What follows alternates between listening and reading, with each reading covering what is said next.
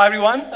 Thanks a ton for the organizers to invite me to this session. I'm really looking forward to an exciting discussion with people who have been there, done that. To start off, I'd like to invite my fellow speakers and co-panelists in this discussion, starting with Sandeep Goel.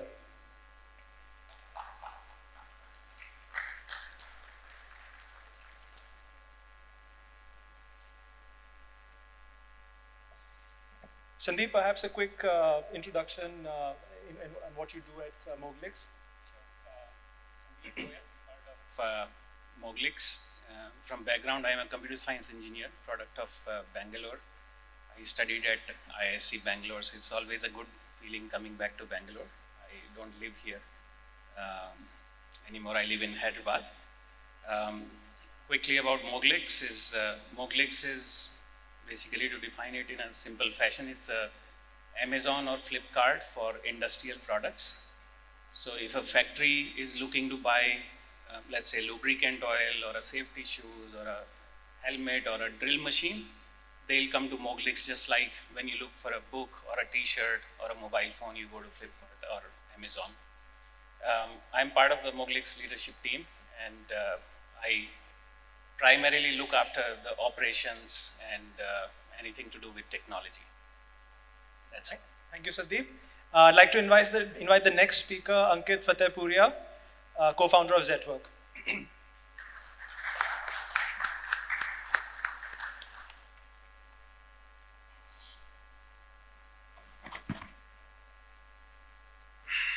Likewise, Ankit, would love to get a quick introduction on what you've been up to. Sure. Good afternoon, everyone. I'm Ankit Fatehpuria, chartered accountant by background.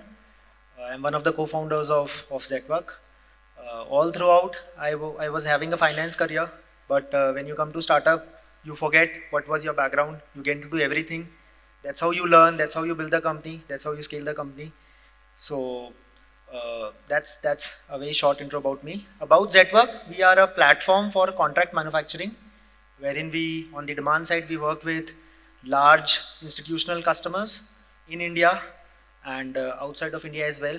I think as we speak, we are working outside of India, 17, 18 countries. And on the demand side, we work with lots and lots of MSMEs. So idea is to bridge the supply chain gap that exists between a very large customer and on the supply side, a very, very small and unorganized MSME market. Primarily, that's our business. As we deep dive further, we can get into more details. Thank you. I'm sure. Looking forward to it. And finally, I'd like to invite Ezhilan Nanmaran, or Ezzy, I've been told to call him, my ideaForge.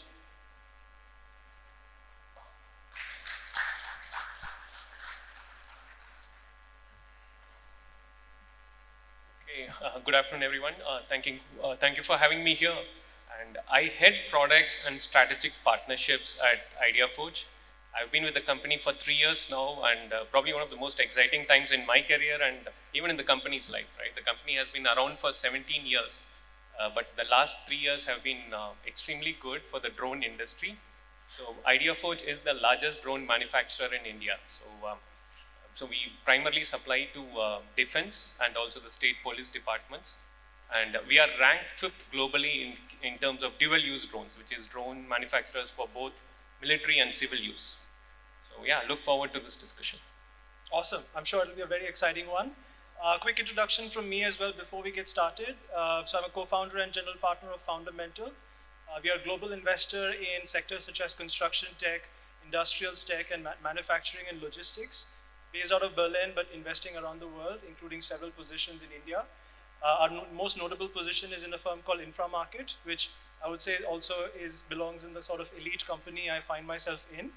Before starting Fundamental, I was also with an early stage investor called K Capital, and my highlight from that time was leading the very first round in Zetwerk as well. So again, have some commonalities to share with at least one of the speakers in my company here. All right, gentlemen, so let's get started. So I thought my first question I'd send it to Sandeep and Ankit, and I guess feel free to jump in as you would like.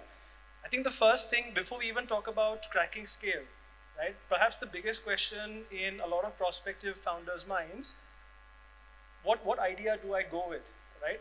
And the reason I thought of going with you guys is if we rewind back a few years, right? Moglix, of course, the first off the block in B2B marketplaces starting in 2015. Zetwerk not much later, starting in 2018. If you think back to what the landscape was back then, no one, and I mean no one, was thinking of B2B commerce as the next frontier. But you guys, of course, struck very big, right? Is that a feature? Is that a bug? How would you suggest founders think about picking ideas or spaces for what are the next big frontiers to achieve scale? See, I can tell you about the journey of Moglix, how we thought about the idea. In the previous session, we were discussing that India has been a bit behind in the e-commerce space or commerce space, and the journey has picked up the momentum towards the later part.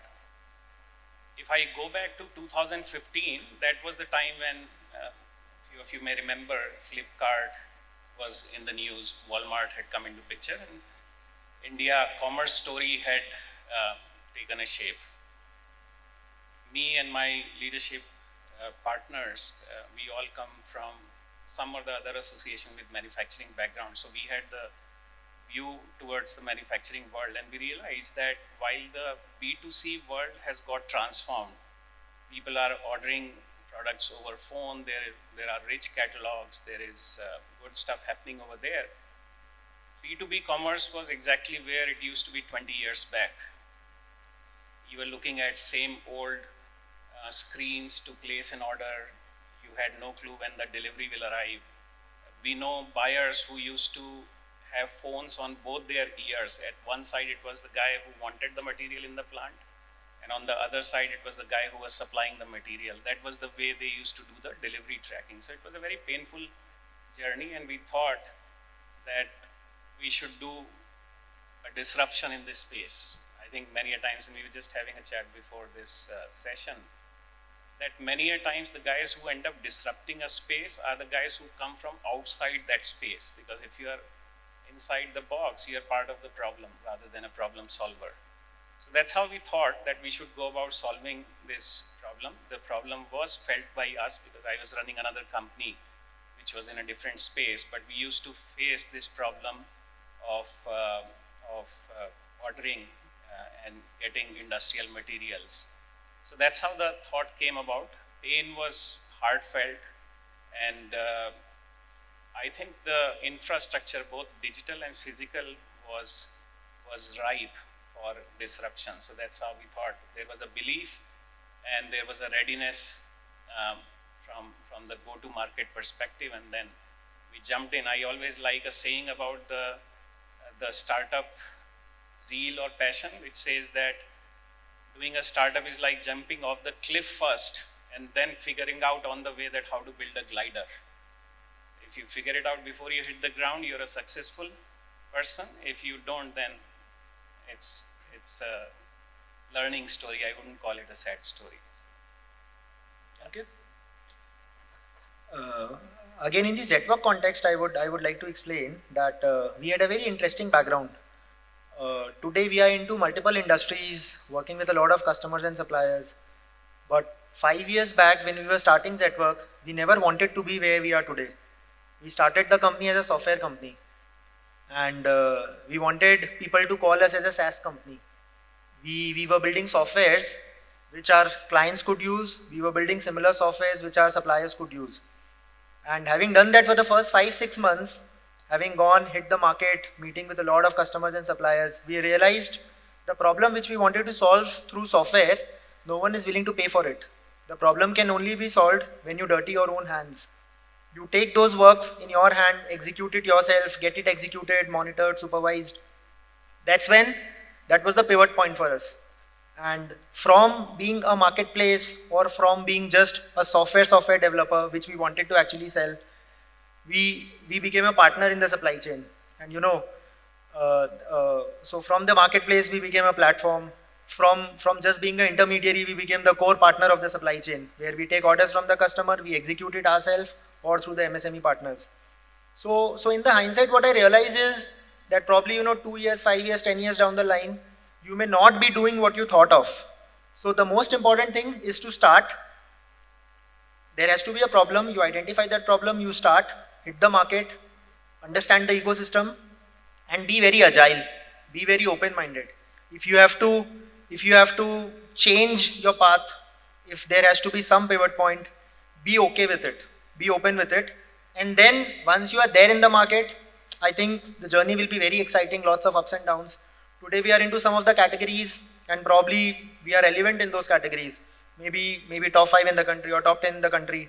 And like 2 years, 3 years back, we never thought of being in those categories. Electronic goods manufacturing, for example. Just an opportunity came to us back in 2021. We just thought, let's grab it without understanding too much of it. Who would be our second, third or fourth customer? There was just one customer we were talking to. Today, I think it's a godsend opportunity. A lot of demand is coming into India. We understand the supply chain. And somehow we've got an opportunity to become very relevant, to grow as much as we can. 2 years back, we never thought about it. We just wanted to be in the industrial goods space. So I think if I were to summarize and in one line, if I were to say, starting is a very important point. We should not think too much around it. Whiteboarding, whether this will work, this will not work. Go start, explore, understand, meet as much as people you want to, you can. And then you know, gradually your journey will become more clear. I want to come back to your point on agility and nimbleness in a few minutes. I was thinking, so my own views on picking a space which has the characteristics of yielding very large scale. I actually, if you had asked me this question 5 or 6 years ago, I would have come up probably with a very different answer. These days, I actually look for a unique intersection of something where it's actually not obvious as a space, and sometimes even to the extent of saying it is probably not loved as a space by investors, or it's not talked about in public discourse.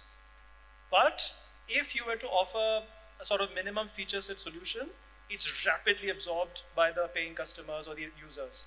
That, I think, is what I've learned is a extremely, it's a very high predictor of a firm that is going to become a category creator, sort of synonymous with the category.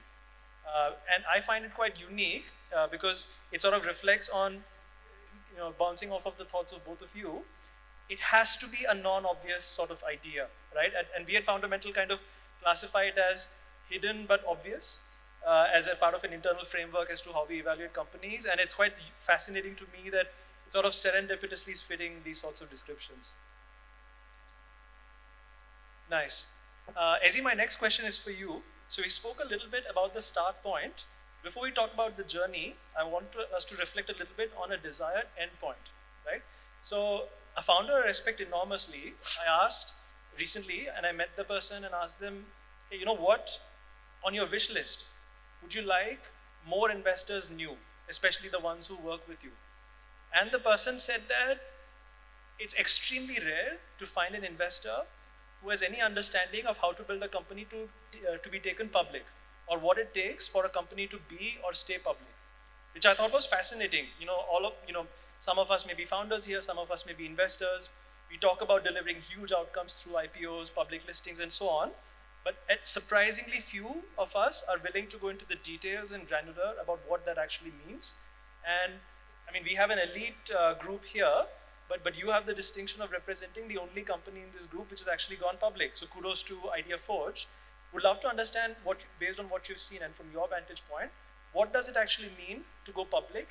Are there things that a firm needs to learn and unlearn on the road to aspire to become a public company? Sure, yeah.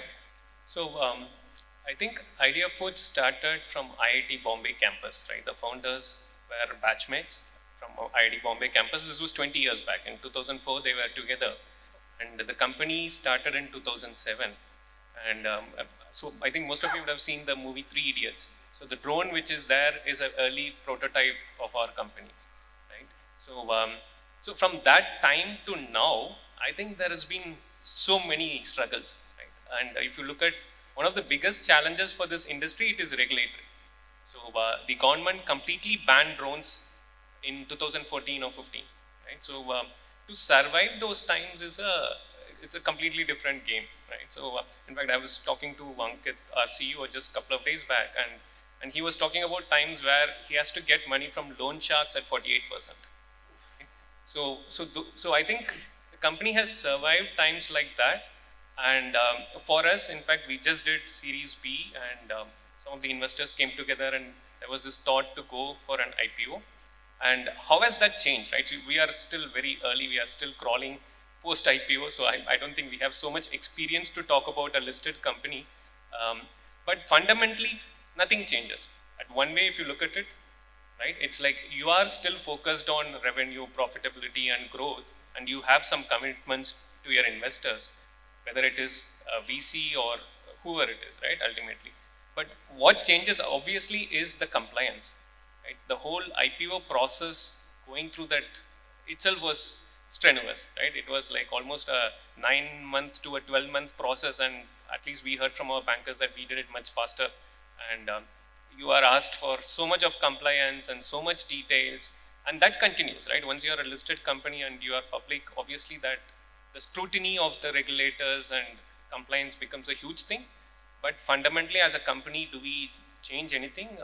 Probably not, right? We are still focused on profitability, growth, and maybe there is this quarterly pressure, but aside the stock prices, if you just focus on the core business, it's still the same. Yeah, I couldn't agree more. I think what we have learned, again, this is sort of harvested learnings from the last few years. What I've at least found to be a very good predictor of, as a trait, to incorporate it as a founder or as a startup person, to incorporate as a predictor of likelihood of them also being good public companies, is the willingness to be very, very detailed when it comes to bookkeeping and processes. I think all of us on this group, and I'm sure many of us over here, fully know what an MIS is. And I found the best founders are those who are always on top of their books, always. So they're not sort of, they may be outsourcing it or delegating it to other people in the organization, but they're always on top and they treat it as like a sacred repository of truth in real time. And I think that's a fabulous predictor of success. What I've at least found, so there are of course another set of founders, which is unfortunately the majority, who think you build up attention to detail as you scale up, rather than the reverse, as in, break things fast, etc. in the beginning and take liberties with the attention to detail and reporting in the beginning and build up detail as you scale up. I think that's a very, very difficult muscle to cultivate, as we're hearing from Ezhi. Yeah. Would you guys agree with this, Sandeep and Ankit, in terms of the need to be detail-oriented, to sort of be very, very rigorous with your processes when it comes to stuff like audits and so on and so forth? You have to be, and I'll link it with the key theme of scale up. See, in startup world, we talk about two journeys. There is 0 to 1 journey and then 1 to 10 journey. 0 to 1 is kind of madness. It's every day is different. 0 to 1 journey is like on the same day you can feel excited as well as nervous within the same moment. When you start to go towards 1 to 10 journey, you have to get more organized. It's like running a 100-meter sprint versus running a marathon. When you run a marathon, you have to keep a lot of KPIs, a lot of metrics in mind about your fitness. The fitness level needed to run a marathon is very different.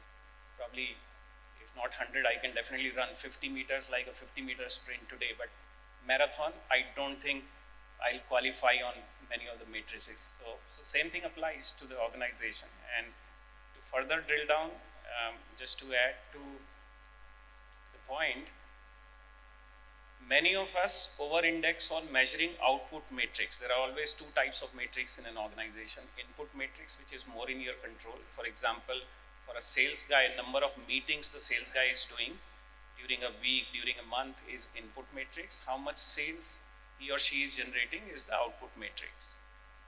We have seen founders, CEOs obsessed with output matrix, which actually is not controlled by itself.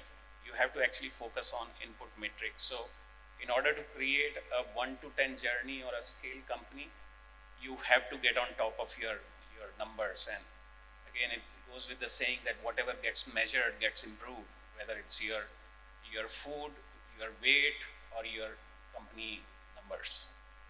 Nice. And I want to come back to Ankit and Ezhi. Ankit, on your point on agility and nimbleness, and Ezhi, of course, with what you described about all the various hiccups in ideaForge's journey, including going to loan sharks and so on and so forth.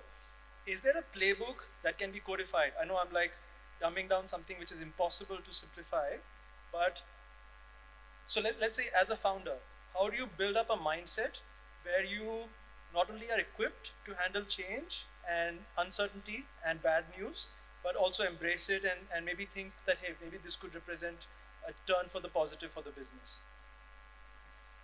I think one of the most important things in this journey, and I think whatever you have told, I can resonate very well in Zetwerk. We've seen all those ups and downs, good news, bad news, opportunities, results not coming as per our expectation.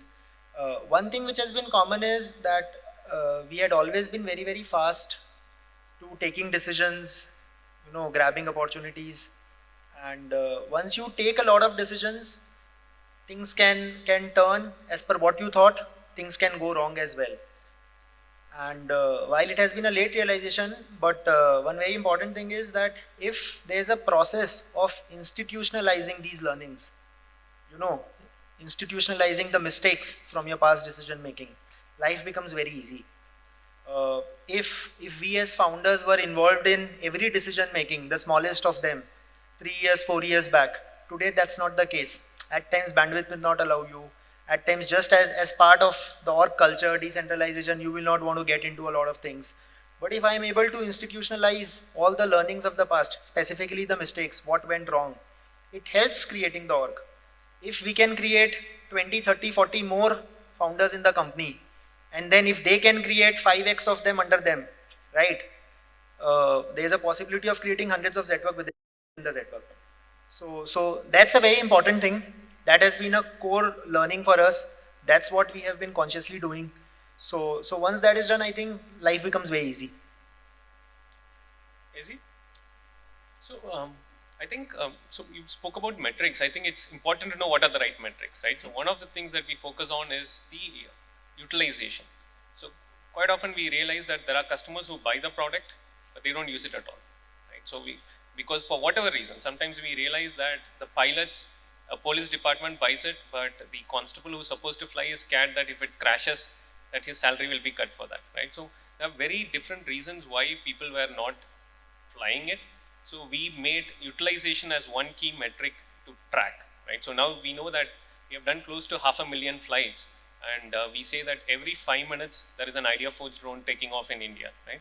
So then that becomes a focus for us to drive, because unless the utilization goes up, people are not finding the value, it may not be sustainable, right? So we realize that that's one core metric within the company, so that everyone knows that how is the work that I do helping in translating to a utilization in the customer's hands, right? So we focus a lot on autonomy, where no one has to really learn and spend time to fly the drone. It makes it much more straightforward, and it's very hard to crash it, right? So the system takes care of itself so well that it returns home if there is an issue, if there is battery issue, comm failure, anything like that, right? So I think we need to understand what is the core metric or thing which matters to the respective startup and business, and double down on that so that your differentiation stays. I want to stay with your closing line, and my next question is to all three of you. So each of you represent firms which are category creators, first movers, early movers in your respective industry, and if I may take the liberty of saying, the investors, or in your case, public markets, have been fickle or maybe even uninformed about how they judge businesses. One day they're telling you scale revenue fast, another day they're telling you be profitable, third day they're saying something else, right? Along this journey, how do you as leaders in your business decide, firstly, what is the right metric to judge as a predictor of success and business health? And now, how do you go about institutionalizing best practices to achieve this? And I know we have covered some of this, but what I really want to get into is prioritizing one metric over the other, and what sort of trade-offs that entails, and what those decisions are. Question to all three of you. Well, you can jump in here.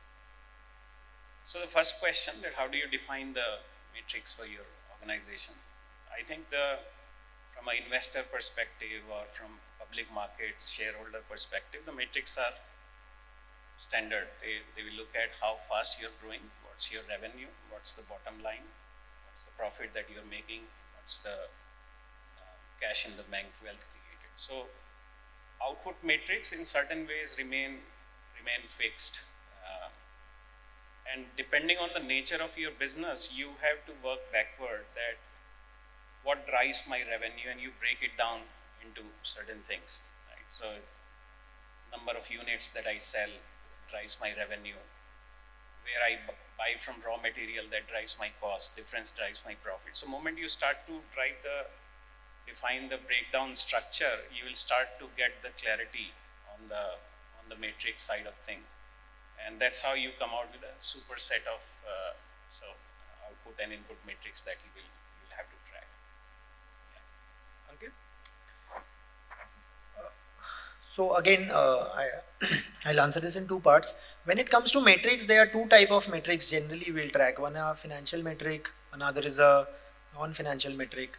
In financial metric also, at least in our case, there has been a journey. There was a time in our first few quarters when the only metric for us used to be order book. You know, every time we were crossing a 100 crore order book milestone, first 100 crore, second 100 crore, then 500 crore, we used to be very happy. And from there, you know, we've reached a journey from order book to GMV to collections to, you know, EBITDA and now probably PAT, right? So I will not say that these metrics are constant. Once you have picked them, you know, throughout your life, you'll be just measuring that. There will be different metrics at different point in time which will be relevant to your business. Pick them up, pick them fast, and we firmly believe what you measure is what you can improve. If we were not so conscious about EBITDAs, if we were not so conscious about PBTs, probably the focus would always have been on GMV and revenue, and we would have been working the way we are working. In terms of non-financial metric, they are equally important for us. One of the very important non-financial metric, I think for any company it should be relevant, is the NPS score. Whether it is our customers, whether it is our suppliers and employees also for that matter. You know, it's a true reflection of how you are working. Are you doing that value add or not? And again, those scores could be different. There could be trends, but these are certain metrics which we track, which has helped us evolve. And Shubhankar, to your previous point, you know, around detail-oriented metrics and all, I wanted to add one point. So one is being detailed-oriented, tracking stuff, being on top of it. Equally important thing according to me is being transparent. You know, you can keep tracking your metrics, you can be very, very detailed-oriented, you can know what your burn is, what your profitability is, but you have to be very, very transparent with the stakeholders as well. You cannot see one number and show one number. And life is very difficult. There will be times when you will not want to be transparent because you think it's a matter of time, couple of quarters down the line, things will change. Let's talk at that point in time. But sooner you build this trust, sooner you build this relationship, life becomes very easy. And investors will not interfere in your daily business. You know, you will not get suggestions from them of scaling up or, you know, degrowing, just focusing on this. You are the right person to judge your business. Once that relationship of trust and transparency is there, the narrative which you are setting with your stakeholders, you are then running the show. They are just probably outside in adding value and, you know, helping you drive along. Before we come to AZ, I want to double click on what you said. Is there a way, because I'm sure many of us in the audience want to know, because obviously everyone doesn't want to be put in a situation where they have to do anything other than transparency or trust, right? So how do you institutionalize that in a manner where you scale based on a framework of transparency and trust? Is there a playbook which you can build or incorporate to encourage that at an institutional level? I don't think there's a specific playbook around it. You know, first of all, it starts with your individual mindset and the culture. You know, what I mean by mindset is, it's who I am as a person. And what I mean by culture is, probably let's keep the stakeholders aside for a moment. Is that culture of transparency existing in your company? Are you being transparent with the employees around you? Are you being transparent with your teams, with the teams around you? Are they comfortable? What feedback are you getting? It all starts from there. Once that is there, which means the mindset of being transparent is there. And unless you have done any crime or intentionally you've done something which you cannot go and report to your investors or to the stakeholders, this issue will not come. You are running a business, you are working in an environment where things are not so predictable, you are into some categories which never existed, you are solving some problem which has never been solved. there could be ups and downs, there could be things which may go wrong, which may not go which may not go as per what you have planned. A thing which had to happen in 2 quarters may happen in 4 quarters. Be okay with it. Be vocal, speak that out. That intent of correcting the path of coming back to where you wanted to go. If these things are there, I think it's easy. It's not that big a problem.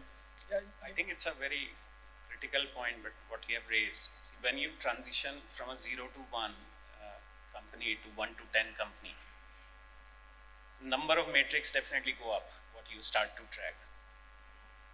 Invariably, you will see your team coming back to you saying that we used to be very fast, there were no questions asked, now 10 questions are being asked, we have become slower, we have become bureaucratic. People cannot differentiate between governance aspect and trust aspect. Whenever you put a governance, they mistake it as company has stopped trusting you. So having a playbook is actually quite critical when you are on your 1 to 10 journey, where and the playbook will have a lot of training for people, a lot of sensitization, and a lot of closing the loop, where you actually go back to these people and show them the value that, hey, look, since we track this particular number, that's how you're able to perform better. If we were not tracking, you wouldn't have. And then the conviction starts to come. One person believing in becomes 10 people, 10 become 100, and then you are able to drive the change. Otherwise, this is a very, very slippery slope where you start to track your business more closely and people start to look at it as if we are becoming a bureaucratic organization or the pace is slowing down. I mean, what I've also observed and in fact, this is something we have codified internally at Fundamental as part of our mission statement, both in what we look for in founders and interestingly, what we also look for in other VCs. Mm-hmm. So we found an interesting correlation that in our best performing companies, we were in a position to have very uncomfortable conversations with the founders even before we have invested in them. And we found that to be a surprisingly strong predictor of future success. In the sense, if you can have very uncomfortable, raw conversations with founders where they are put in a vulnerable situation, where we are okay to put ourselves in a vulnerable position, there's a very strong chance that that firm will perform very well, and when the bad times happen, we will sort of take care of each other. We will not sort of find ourselves on the opposite sides of the table. And this is something I would really encourage, if some of you are founding or about to start, or some of you are into VC, on the investing side, brace discomfort would be one of my top tips to you. Don't, because we are always in this mindset where we want to be in the limelight, want to be featured in the funding news, want to look like the best company, the best investor. And therefore, it's often seen that if you project weakness, it's a sign of incompetence or something like that. Anecdotally, I found it to be completely the opposite.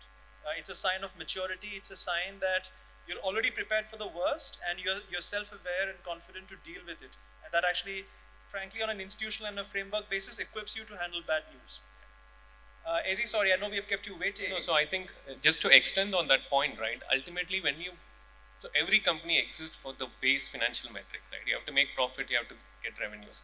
But the form in which it's obtained is very different. A SaaS company is very different from, so we are a hardware company. Mm-hmm. So there are, I don't know how many hardware companies you've heard of, hardware startups in India. So our financial metrics are very different, right? So we have a huge working capital requirement. So when I spoke about getting high loan, that is because we have an order, we have to fulfill it. So we have a huge working capital requirement. But at unit level, we were very profitable, right? Our gross margins are significant. So we know that we can sustain with every opportunity that we participate in. And so the other point is in terms of how do you diversify that, right? So the reason that I said we are ranked 5th globally in dual use drones. So the nature of our military contracts is very different, where we get a large order and then we build it over the year and then we ship and then we realize revenues. Whereas on the civil side, we have a run rate business. So having a way to get that mix right so that you don't have like huge spikes and you're able to manage your financials is important. And other thing in terms of, to your earlier point, being clear, right? So this, maybe investors won't know the nature and the nuances of your business. As long as you can express it and get it validated, I think a lot of the information asymmetry can be sorted out. Nice. I now have a question again for all three of you, and we'll start with Ezhi this time. I think each of us have sort of alluded to or maybe even directly referenced how teams are brought up, what sort of culture and processes they work with. Since we're talking about scale, I think one key aspect of scale is how each of you and everyone around here, we also learn to scale ourselves, as in we are not limited by us being a single person who drives a firm, right? So what are some of the things which people can incorporate either in terms of mindset or in terms of actual processes and frameworks which help you scale yourself through other habits or scale the team in a manner where you're not just dividing yourself up, but you're multiplying who you are as a firm? Yeah, so I think so one thing I did right in terms of if you have to make a decision, there is an opportunity. In fact, we get very interesting requirements from customers. The question is, are those scalable, right? So we have got requests where someone wanted to clean glass windows in high-rise buildings. Someone wanted to take blood from a bat to test for some virus and things like that. But these are all great opportunities people will pay for, but it is not. It can't grow sustainably, right? These are not opportunities where we can put money on. So as a simple thing, we have a template, right? I created a template where these are the things to look at, right? What is the opportunity, right? And in terms of who's the competition, why are we doing this? Can we really make money out of it? Will it scale? What is the 3-year forecast? So when I give to other product managers in my team, all that they have to do is fill the template, right? And then we review the template. So these are the standard things which someone has to think of, right? So when you asked the question, that was the first thing that came to my mind. So how do you institutionalize your mindset in terms of what needs to be looked at before I make this decision, for example, right? And through reviews, you maybe bring in new things and then that becomes part of the template, and eventually the template is good enough to help you make the decision. Before we come to Ankit and Sandeep, given that ideaForge is in the hardware business, if for any hardware founders or investors out there, do you have any like cheat codes on what to tell people when they say, hey, hardware, difficult to scale business, etc.? Is there something they should learn from ideaForge on what's worked for you guys as like a short answer? I think one trump card I would say is the world wants to go anti-China, right? That's a huge opportunity. So, and that is what we see even globally, because so India is known for software. I don't think we have to sell that, right? Now, probably the reason why they are looking at India is that across the globe, there is this push. So in fact, now we are exploring the US market, and we've been present for a year. And one of the biggest pulls that we see is there are requirements in the US to go non-Chinese in terms of the drones. And that's another big opportunity where people are definitely looking at us, right? So this will happen across sectors, across industries. So the things have to stabilize globally in terms of who does what, right? So there has to be a better balance of power. So those are natural opportunities which should come up in our way. Ankit, Sandeep? I think the question was on team, the right set of team, right? So again, in the context of Zetwerk, what we have seen that, in the initial days, most of the company was being run by generalists. Like Sandeep was saying, in startup, there are two phases of a startup, 0 to 1 and 1 to 10. So 0 to 1, I think in our experience, has to be by generalist, because they come with a lot of agility, openness, open mindset. They don't know how to solve the problem. That is why they don't know what problems can come, and that is why they work with an unrestricted mindset. Anything can come and they'll have a solution to anything, right?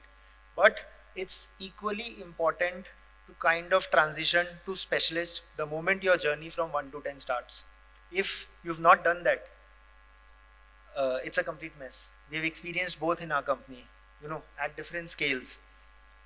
And in the initial period of time, finding good people, good talent is a very big problem, a very big issue. Why will people want to come and work with you?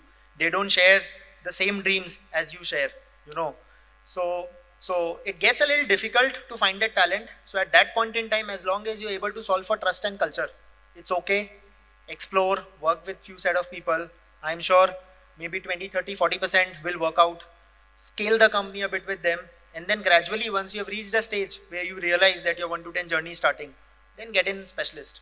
And then I think, at least as far as people and talent is concerned, a good amount of problems are being solved with that. Before we come to Sandeep, I think in a previous round of discussion, you mentioned how your aspiration is within Zetwerk to create, I think you described it as hundreds or thousands of mini Zetwerks, right? How do you do that? I think it's obviously a very powerful and profound statement, but what does that actually mean when implemented as a firm?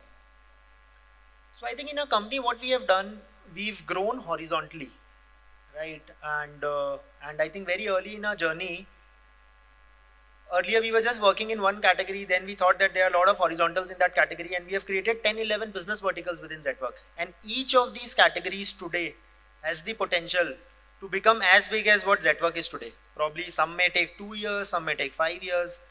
So that culture of creating those sub BUs and treating each of those businesses as a different entity, giving the business head that responsibility that, you know, right from top to bottom, from your order book to your PBT to your PAT, you are responsible. You have been given a different set of team, the finance, the HR, and all is helping us. And that was one of the reasons why I was saying that there is a possibility of creating 10 or 100 more Zetwerk within Zetwerk, because with that mindset we are working, and each of these categories have that potential, right? And this is as far as India is concerned. And then the moment we go out of India, you know, say we have set up an entity in US or an entity in Dubai, there the market dynamics, there the opportunities are even bigger than India in some of the categories.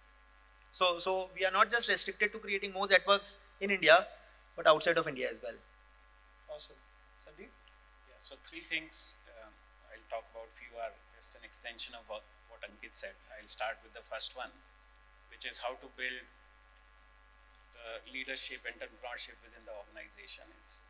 And again, there is a saying which says that if you want to become a grandparent, your child has to become a parent. You can't become a grandparent unless that happens. That's a simple but very profound statement. It's a profound statement, and somehow, see, the journeys for startups are so fast. Moglix is a 9 years old company. We are valued at 30,000 crore rupees. Journey goes so fast. Switching from a parental head to grandparental head is not very easy. So that's to your question, that what do you tell yourself every day, every morning when you wake up? You tell yourself that if you have to become a grandparent, let your child become a parent, where a little more of a delegation, not disowning, delegation start. There is a subtle difference. And that leads to how you create these budding leaders within the organization. We just switch hats. So me, my CFO, leadership team, we start to play the role of a VC, and we tell our folks that you come with an idea, we'll fund it. And we have very, very honest and harsh conversations over there. So that's the journey we have gone through. Moment you expose them to those kind of so-called Shark Tank situations within the organization, you start to see that behavior coming up. Second is educating, again, sensitizing your team about dealing with gray. See, as you start to go into 1 to 10 journey, nothing is in black and white, everything is gray. I'll give you a simple example. In early days, growth is the focus, revenue is the focus. Then you start to ask profitability questions. Our leaders used to come to us saying that, do you want me to focus on profitability or growth? They think they are in contradiction. Now, how do you explain this? We started giving them an example that, let's say you have one child turned 6 years old, you have second child. You come and ask me a question, now I have 2 child, which one should I focus on, first one or second one?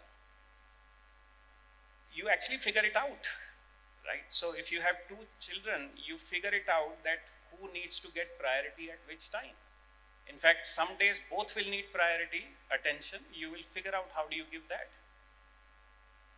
Moment you put that, you have not answered their question really, but you have given them a situation, they will figure it out that, okay, both profitability as well as growth is important, and then they start to become a parent, so-called, right?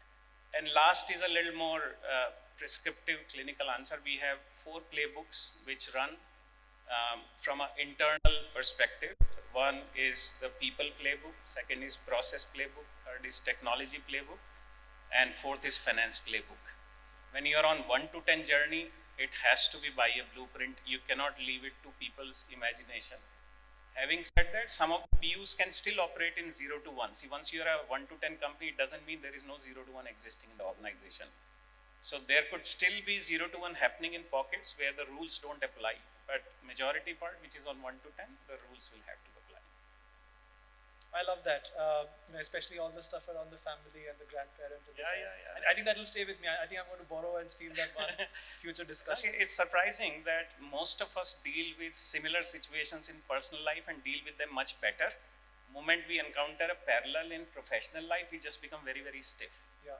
So someone has to just remind that, hey, you have dealt with it. Why are you becoming so stiff?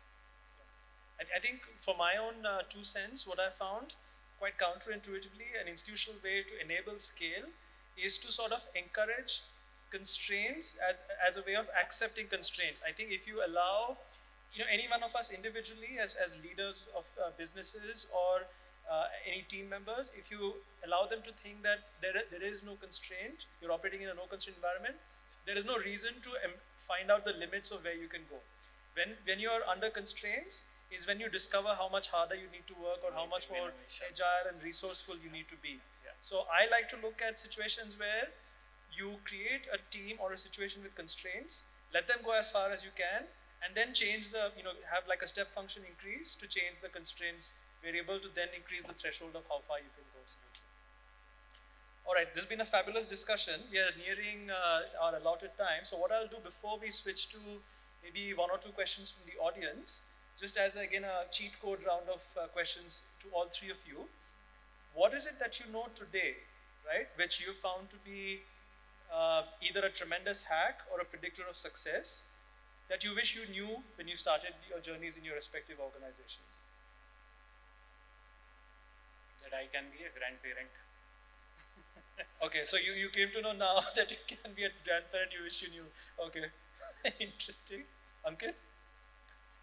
I think on a very candid note, if we are well aware of some of the policy changes which is about to happen a little bit in advance, like this this China plus one which was about to happen, probably in the electronic space, at least what we have done 2 years before without any plans, if we had planned it well 4 years back, things would have been very different. Interesting. Easy? I can relate to that as well, because we had a lot of regulatory changes which supported growth in the last couple of years. Yeah. Okay, fabulous. Gentlemen, thank you so much for a wonderful discussion. Depending on how much time we have, maybe we could take 1 or 2 questions. Okay, so for whoever gets the question, please quickly introduce yourself and let us know who you want to address the question to. Hi, I'm Manan. I run a full stack supply chain and financing platform for rooftop solar called Solar Ladder. My question is specifically to Ankit. You mentioned that one of the more important non-financial metric is NPS score. Now we know in B2C businesses, the NPS score is easy to measure, but in B2B businesses where companies try to restrict these and try not to promote their advantages and not like say they wouldn't recommend someone like Zetwerk to their competitor, how do you measure NPS score? No. So you're absolutely right. B2C life is very easy, very transparent. In B2B, you will have to spend money. You will have to hire agency. So I think across in the last 3-4 years, because we seriously believe in this metric, we've spent lots of money. We've hired best of the consultants who run this mandate for us. They will go speak to our customers and not one, multiple customers, different geographies. They will go to the remotest of the places to talk to our suppliers. And this process will continue for quite some time. It will take 3-4 months for this exercise to get over. And then we get some result. Then we implement whatever good or bad we can do and reassess ourselves 6 months down the line. So it's quite possible. It can be done. I can just add to that as well. See, you're right, in B2B it's quite different. So you will have to define metrics in, like for example, in our business there is something called OTIF, which is a manufacturing KPI, on time in full. So if a customer orders 100 quantity from me of something, how much of that 100 I have delivered on time as per their expectation. Now that is an ops metrics as per me, but it directly relates to customer NPS. So you'll have to pick up a set of KPIs which directly translate into customer NPS and then measure those to derive it. Awesome, thank you for that question. Okay, I don't know how to pick, there's like 3 hands up. Maybe we'll go to that lady over there.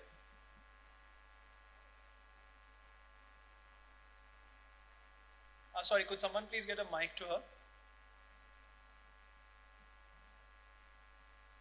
Hi everyone, my name is Shrishti and I run a sports edtech platform.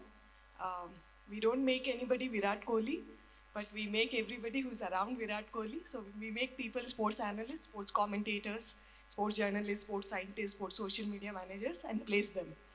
And the company name is called Goel Education. Now my question to you, and it's a fairly new category in India. Nobody has thought about it. Sports is growing in a big way.